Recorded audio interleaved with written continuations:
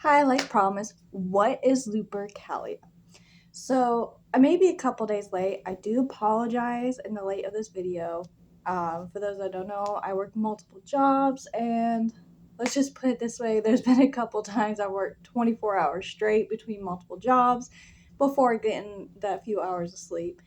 And yesterday I pushed it to where in 3 hours it would have hit 24-hour mark of working between multiple jobs before I finally got sleep. And I was out all the way until like 7, 8 this morning since 5 p.m. yesterday. So I needed that time. But here it is. I'm still giving you guys the video and I'm going straight to it. I started celebrating early on February 13th because I knew that for the fact that I was going to be busy between Valentine's Day and going up to like yesterday, like I was telling you guys. So I started early and kept it up with the momentum and my practice and belief for my own rituals for this festival of Lupercalia. Before Valentine's Day became a thing where it was associated with flowers and chocolates and lovers, before it even got associated with St. Valentine's Day, Lupercalia actually had its roots in ancient Roman history. So back in the day, Romans were kind of a little bit weird and different when it came to their rituals and how they held it yearly as a festival. And it also has a little bit of ties where we suspect that a lot of this Roman history and the festival itself came from also Greek. So it did travel. Back in the day, this whole entire Lupercalia festival would literally be about purification of the city. They believed in purifying every year. They believed in protection, and it was very theme based and fertility. The colors associated was a lot of red. They believed in fire.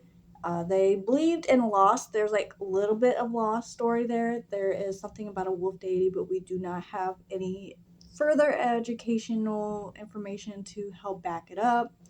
So that's going to probably take a while before we learn more on that. But I do find that interesting that in Lost in Time, there's always wolf stuff lost over the space of years. Now, like mentioned prior, the Romans had a little bit of weird sense of the way they did their rituals and festivals back in the day. Lupercalia, they would actually sacrifice goats. Goats was a huge theme in this ritual. As you could tell, I keep going bouncing between the word festival and ritual, as this was a very heavy ritual in the Roman time, but it was held yearly as a huge city festival. And to this day, it's celebrated as that.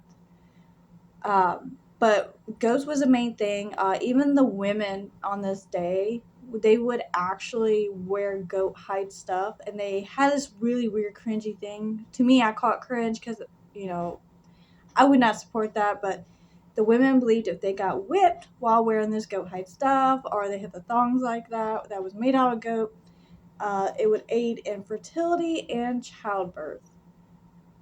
I don't know if I'm really supportive of that idea, but this was part of the ancient Roman history when it came to this festival. But if you think it just stopped at women, it did not. So one of the things they would have, I might slander the word, that's a February. They had this thing with their thing where if anybody came near them, because it also was about protection and purification on this day. And for the record, it was always held on February 15th every year. Uh, but they believed in just whipping people, and they whipped them without asking questions. So if you weren't the women that had to go hide and stuff, it didn't matter what you wore. If you came near the whippers that had this stuff, you were getting whipped. So that was one of the things they did do heavily on this festival. Another thing they did was called a lottery coupling. Back in the day, they did not believe in kind of the romance that we have nowadays. Back then, like, they ran like an actual lottery for people to get together. As time went on, there was a pope. I'm kind of having lost a memory of the name. If you find it when you look it up, you might be able to insert the name for this, but there was a pope who, because of the nudity that was involved, this festival was very wild natured. The fact that it was very pagan like, they believed in gods and stuff like that. This pope banned this festival in 496 AD. And this is where St. Valentine's Day started being inserted in its placement, and he started changing the entire thing. Now, as time has gone on, as you could tell, Lupercalia is now around. Valentine's Day is not the same as Lupercalia back in the ancient times. And because of this, there's a lot of modern now looks to Lupercalia. Lupercalia still honors the very wild nature of the ancient Rome festival, but is now very themed on wolves. If you don't know the whole history around Romulus and Remus, they were raised by a she-wolf who they called Lupa. She is the she-wolf. That is her name. They honored her mother instincts, her raising the two boys. Uh, they actually, honor that wild, protective nature of her and a mother figure. This is a big day when it comes to anybody who works with canine spirits of any kind, wolf deities, or anybody associated with wolves. The colors they use in this festival a lot is now red, as it was back then, but instead of the whole blood and sacrifices, they use the blood as color red for the association in this festival.